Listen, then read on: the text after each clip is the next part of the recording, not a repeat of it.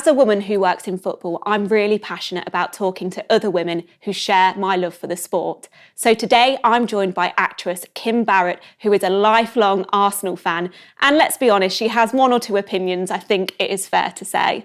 So Kim, let's delve straight in. European Super League, it's a very hot topic at the moment.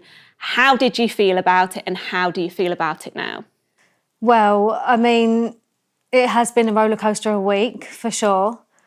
And I think I feel the same way as most people feel.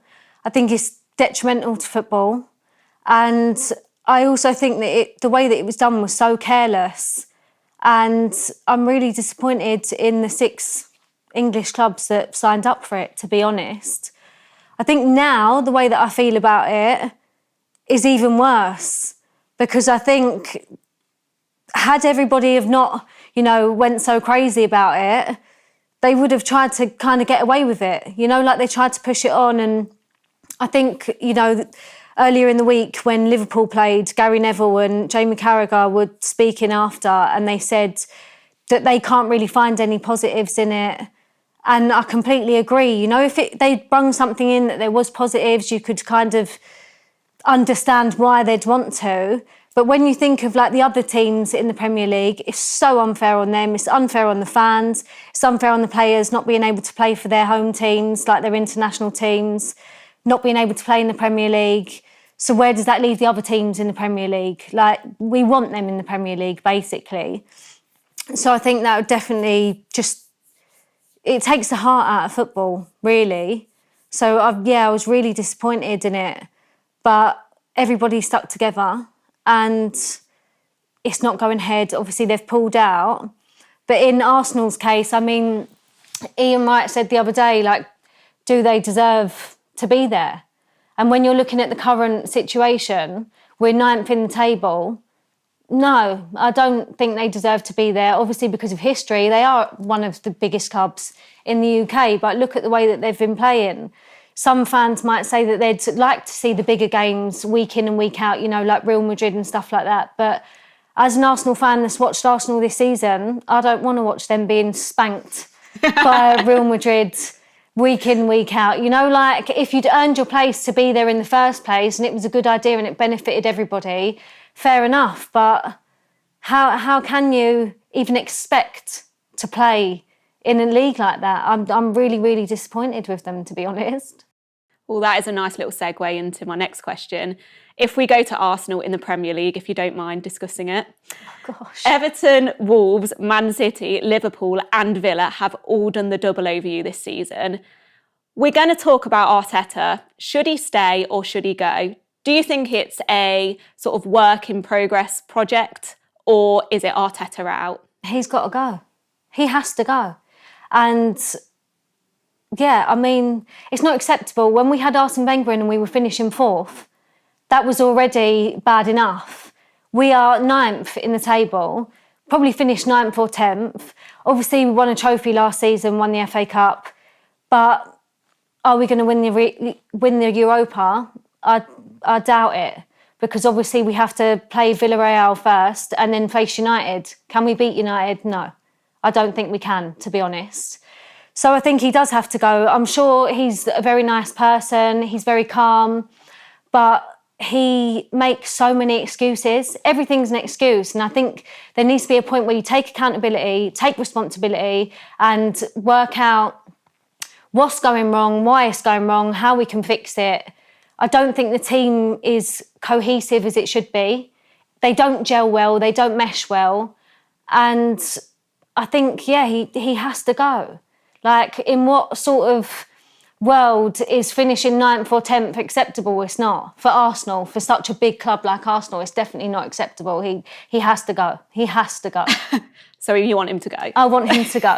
Goodbye. No, he has to. And to be fair, I'm always really fair with new managers because it takes so long to sort of work out the club, how they are, how they play, what works well, what doesn't. I do understand that, but there is a kind of line that you need to cross. Do I think it's just him? No, it's not. There are some players that probably have just sort of come to the end of the line now and they probably need to sort of move on. We need something fresh, need some new players to come in And also, like, the people, you know, upstairs that are making the decisions, they need to pull their finger out. I mean, what's going on? Like, what is happening? It's just, I think everything is kind of falling apart, and for it to work, you just need to have that cohesiveness. And yeah, I don't think it's there, to be honest. So you don't think he's the man to fix any kind of problems that you have, especially with players as well, because we can't always blame manager in situations. Yeah. But do you not think that he can help to fix problems within Arsenal? No, I don't. Even being an ex-player as well? No, I don't. And I'm really sad because obviously when he was coming in, being an ex-player, everybody was really excited. I was very excited about it. But I think it is, for me, as I said, it's like the refusal to take accountability, and it's the excuses, and that's not fair on the fans either. And, you know, if you look at the first half of this season, we were the bottom half of the table. Like, there was some touch and go moments. I was thinking, oh my gosh, we're like brushing with relegation here. Like, what's happening? And then obviously we beat Chelsea and we started going up there. But yeah, that's quite frightening. You know, being like January, December sort of time, that low in the table, it's alarm bells kind of ringing. It's unfortunate. It is really unfortunate because he does seem so lovely. But I think Arsenal really need like an experienced manager that is experienced within the Premier League, understands Arsenal's history, how they work, and just to basically get more of an attacking team together, basically. That's kind of how I feel about that situation. So on top of that then, where would you expect Arsenal to finish in the league? This season? Well, let's go this season and let's go in the future. What are the expectations?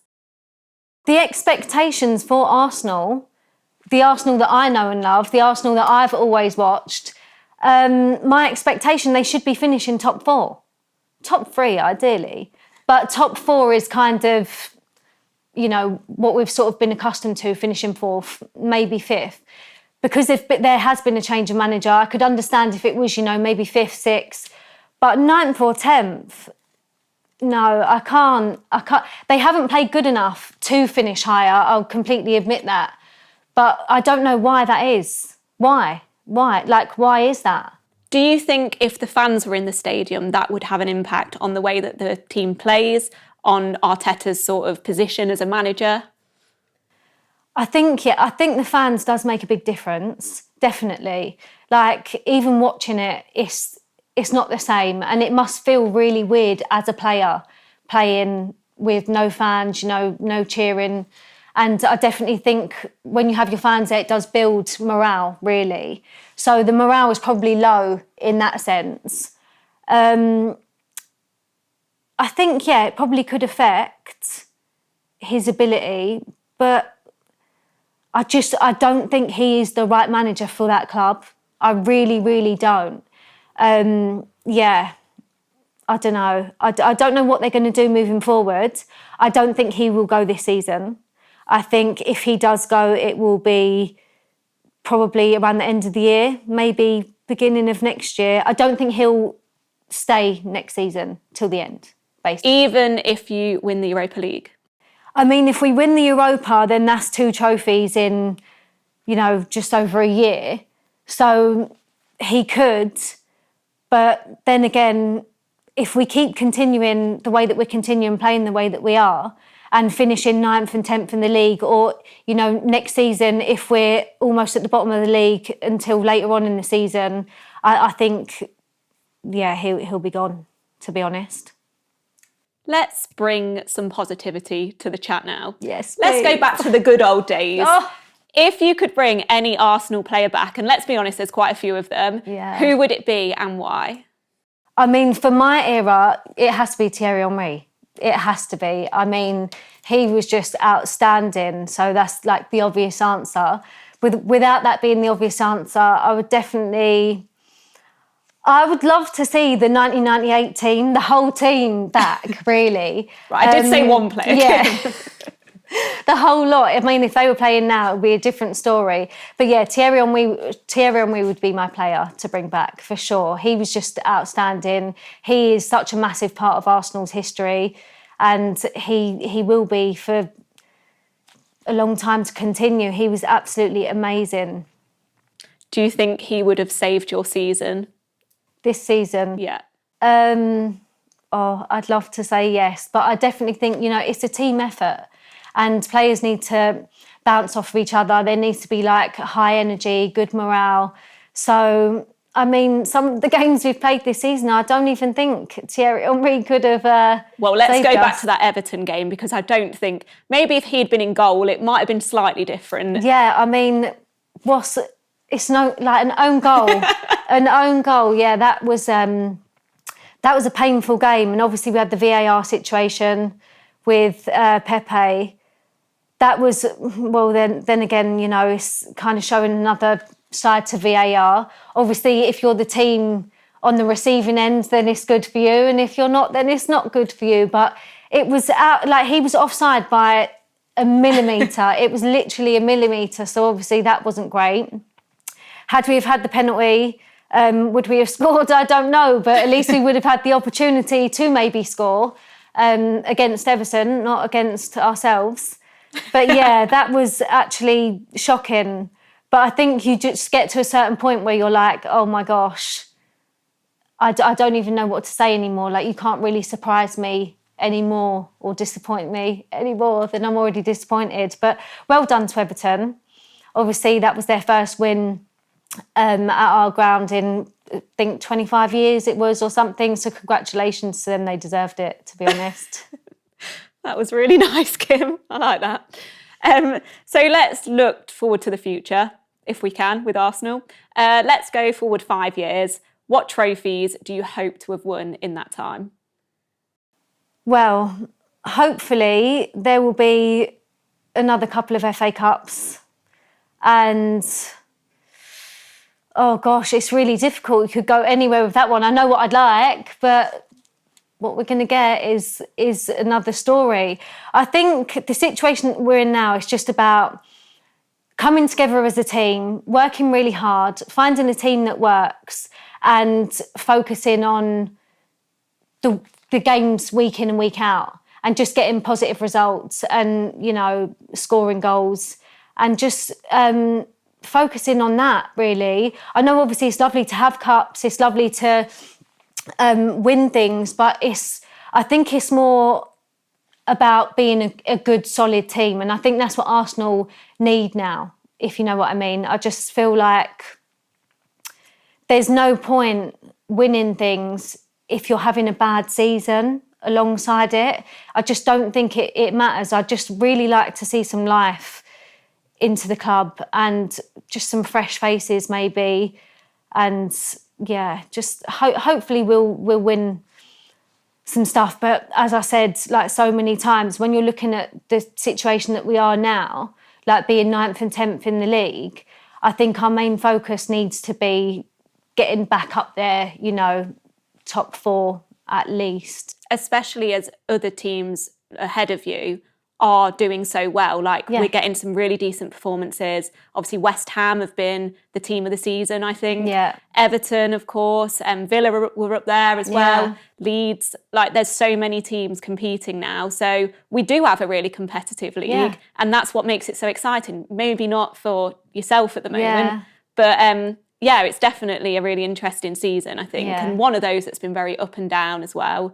So I think, it's not all Arsenal. I think, it's definitely been up and down, but I think even there, like, we have had such an interesting season and there are so many teams that are doing really well and they're showing, that they have a lot of talent, a lot of skill, like great teamwork, and I think, again, with the ESL, that coming in, it would have spoiled the opportunity for those other teams that have worked incredibly hard to be where they are in the Premier League this season. Like, it has been great for other teams and I feel like they really deserve their place, higher up in the table, higher up in the league.